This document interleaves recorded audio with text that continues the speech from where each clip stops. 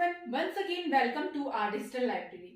हमने BMS second year का रसशास्त्र सब्जेक्ट शुरू किए थे, जिसमें हम यंत्र तक के टॉपिक जो आपके सिलेबस में दिया है वो पूरा कवर कर चुके हैं। रसशास्त्र की प्लेलिस्ट की लिंक मैं आपको डिस्क्रिप्शन में दे दूंगी। हम सिलेबस वाइज टॉपिक्स कवर कर रहे हैं। आज हमारा टॉपिक है मूषा।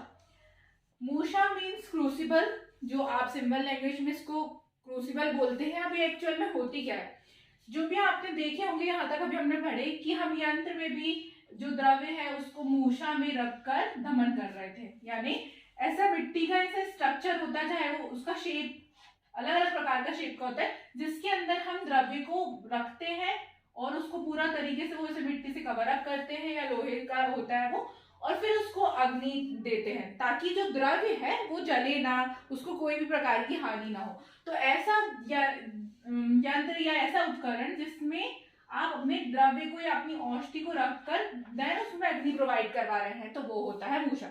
ये तो सिंपल लैंग्वेज थी। अब इसकी निरुक्ति देखते हैं। निरुक्ति क्या बताई गई है? मूषणाति दोषान भूषयान स मूषेति निगद्यते। ये श्लोक आपको याद करना है, एकमात्र श्लोक दिया हुआ है मूषा का। मूषणाति दोषान मूषयान स मूषेति निगद्यते। इसका मतलब होता है जो आवांक्षित दोषों को दूर करती हो अथवा नष्ट करती हो उसे यंत्र विशेष को हम मूषा कहते हैं। यानी ओवरऑल ये कहा जाता है कि ऐसा यंत्र या ऐसा उपकरण जो जिसमें हम द्रव्य को सीधा न रखकर इस यंत्र में रखकर अग्नि प्रदान करवाते हैं, और ये यंत्र जो है उसको जलने उड़ने इन सब चीजों से बचाता है, उसको हम मूषा कहते हैं। तो ये जो हिंदी आप लिख देंगे, श्लोक लिख देंगे, तो फिर आपका सारा पॉइंट कवर हो जाएगा। अब पर्याय क्या है इसके? मूषा, क्रौंचिका, कुमुदी, कुमुदी मीन्स कमल के आकार की होती है, करहाटिका, पाचनी, यानी हम इसमें पाचन कर्म भी करवा रहे हैं, द्रव्य का पाक करवा रहे हैं इसलिए पाचनी बोलेंगे, और वहनी मित्रा। वहनी मीन्स होता है अग्नि, और मित्रा मीन्स मित्र, यानी अग्नि की मित्र है, जलती नहीं है, इसको कुछ भी अग्नि से फर्क नहीं पड़ता, इसलिए इसको वहनी मित्रा बोलते हैं। तो ये सारे पर्याय हो गए, आपको याद रखने हैं। अब उपादान द्रव्य मतलब क्या होता है? तो उपादान द्रव्य मतलब होता है कि मूषा किस चीज से मिलकर बना है।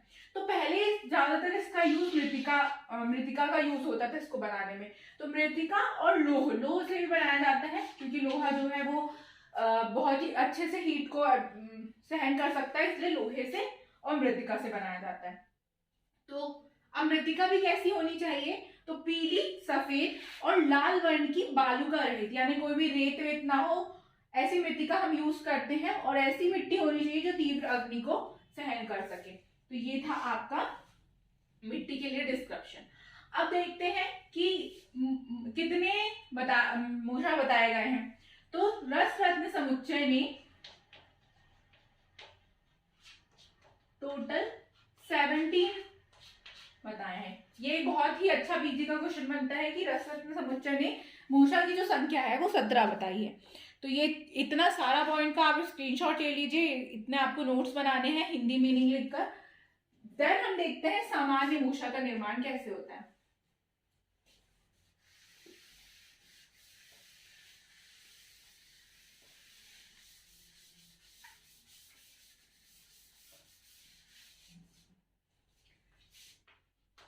सामान्य मूषा मीन्स जनरली जो हम यूज करते हैं।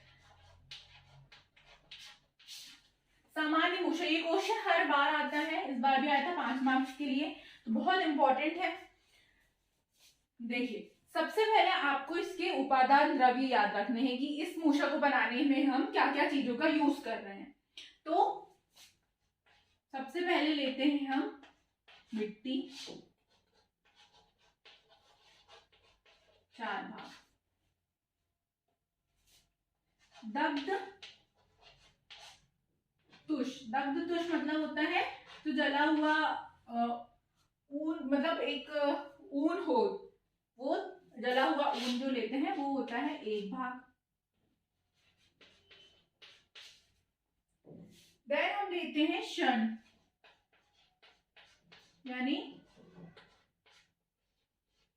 जूट के टुकड़े 1 भाग। देन हम लेते हैं लकड़ी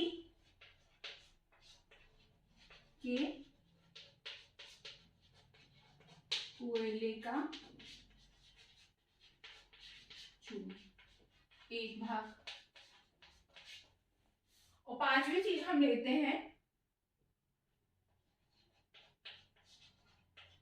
घोड़े की लीद, ये भी लेते हैं हम एक भाग।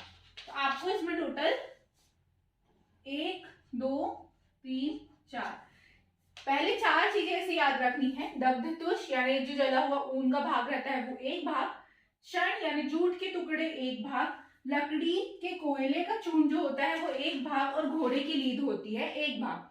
ये सारी चीजें आपको लेनी है। अब आपको इनके समान भाग में, यानी ये 4 चीज थी तो 4 भाग आपको मिट्टी लेनी है, ये 5वां आपका द्रव्य हो गया। तो इतने चीजों को आपको पहले मिलाना है, अच्छी तरीके से इमाम दस्ते से पहले कूटना है, यानी बिल्कुल बारीक कर लेना है।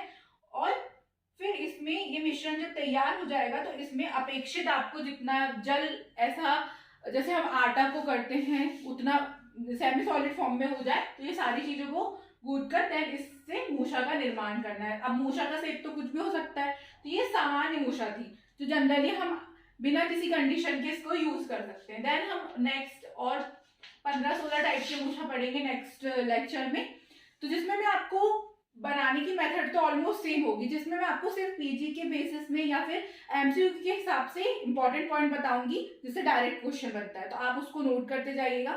Thank you so much. Stay connected with our digital library for more videos.